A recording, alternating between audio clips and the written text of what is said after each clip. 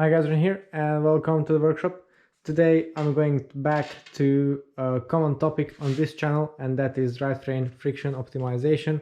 Namely, today I'm going to explore some drivetrain lubrication options. Now the ones I have here are represented by different samples are probably the best choices you can make on the market, regardless of whichever you choose. So normally I use Molten speed wax in combination with race powder for races, and I've been using this combination for years now with great success, and not just me, many of my customers and also people around the world. It's basically the staple of low friction chains. But in the last 12 months or so, there's been a resurgence in different kinds of other wax-based lubricants that might be competing with molten speed wax in different terms. So let's explore the options and how I got on with them. So before I even tried molten speed wax, I was on Squirt Lube. This is already much better than any oil-based lubricant that you can apply to a chain. Of course, it's not perfect. It doesn't have as low of friction, and it's not as clean and as long-lasting as a regular bathed wax application. But it's good for molten speed wax top-ups, and it's a good chain lubricant in general. But on my personal bikes, I haven't been using this for a while because there are higher performing options. However, if you're looking for value, I think this at around 12 euros per bottle is excellent, because it's low friction and has, I would say, 95% or 90% at least of the performance of all of these other options that are considerably more expensive or more laborious. So another chain lubricant and treated chain I have tried is the Absolute Black Graphene that I've mentioned previously, and I reviewed it a couple months ago.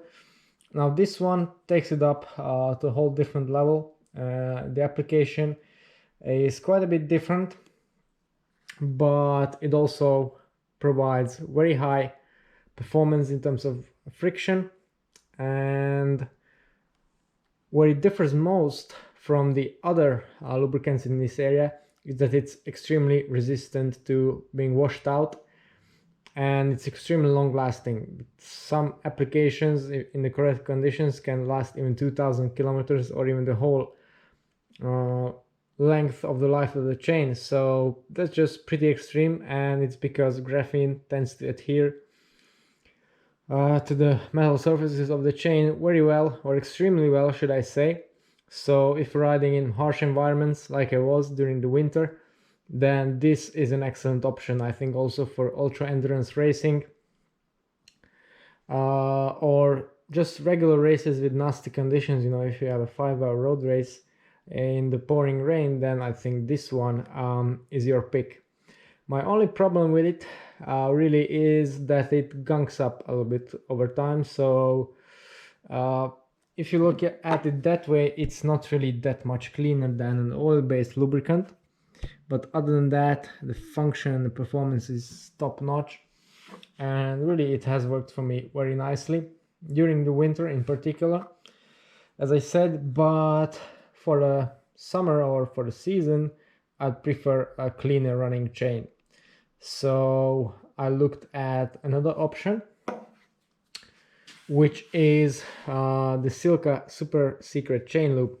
Now, I've been eager to test this out for months and months and months now, until I finally got my hands on it. Due to COVID and other things regarding the distribution of this in Europe, didn't allow me to try that, but now I finally have not just my samples of both the loop and their wax, which I will talk about. Things are flowing around here. Not the pellet wax, but also have a full stock on the website for my customers, so I'm happy about that. But anyway, I started using this one as a molten speed wax top up first on our personal bike. So this is my time trial bike, my road bike, and my girlfriend's road bike. And to be honest, I've been really impressed with how it performs so far. So actually this bike is just after its application, which is very easy considering that it's a drip lube. For the first application, Silca recommend a full coverage or a full container filled with lubricant and then the chain bathed into it. Obviously that's the only way how you get the most penetration. I didn't need to do that because, as I said, I'm applying it to chains that have molten speed wax treatment on it from the get-go. I'm just using it for the top-ups, which is the preferred method in my experience. So this way you get the highest mileage out of the drivetrain and also the lowest possible friction, because there's no way a drip lube is going to enter all those small areas of your chain. So back to the Silca chain lube from our theory. Yeah, as I said, applies like a regular drip lube. Of course, it being wax, you can't or well shouldn't ride it immediately after applying. Ideally you'd want to leave it drying overnight, so that's when the wax hardens and the carrier solution evaporates. After that you have a solid caked on wax on a chain like I have on the road bike, which I did yesterday. So in that regard, very similar to Molten.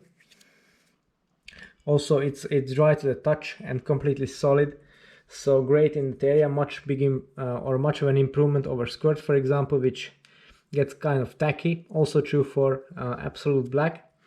So it's completely dry, it's very low friction, very easy to apply.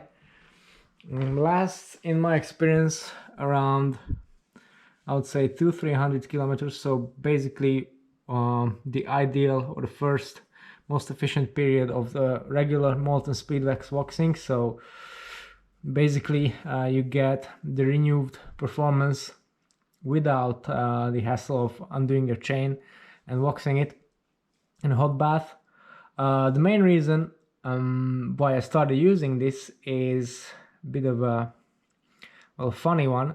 The thing is with this COVID situation is that chain links for Shimano are getting quite rare here where I live.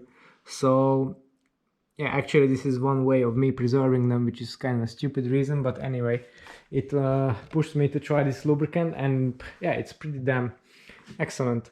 Another benefit, and this is even better than molten speed wax in itself, is the fact that it's extremely silent, particularly in the first, well, the optimal period of the application, which is sub 300 kilometers.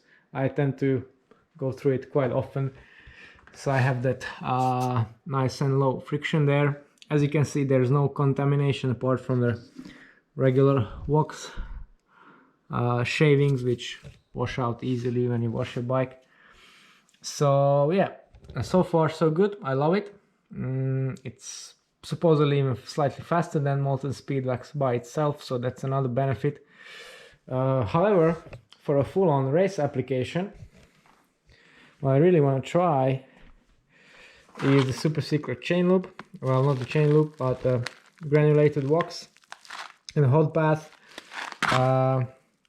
This way, because it comes with the bag, I can also separate my training chains from my race chains, which is also quite handy. So this is the next thing I'm going to try, and perhaps maybe mixing it with the race powder as well. So we'll see how that goes. And after I finish my bottle of Silca, the next stuff that I'm eager to try is the new generation of the Ceramic Speed UFO drip, because this allegedly has also improved a lot from the previous generation, not strictly in terms of performance, but mostly in practicality. So it's something I'm keen to explore as well. Yeah, so this is a quick update on basically my journal of exploring low drivetrain friction. If you want to know more about the equipment that I'm using for my own training and the bikes that I build, then don't forget to tune into the channel later on and subscribe. The next thing that many people have requested are an update on the Willowflex record tires. I've been riding these for a while now, and they're really good. Other things to note are an update on the tarmac, for example, and the head wheels, of course, and some other interesting stuff as well. So stay tuned. It's all for today. Thanks for watching, and see you next time.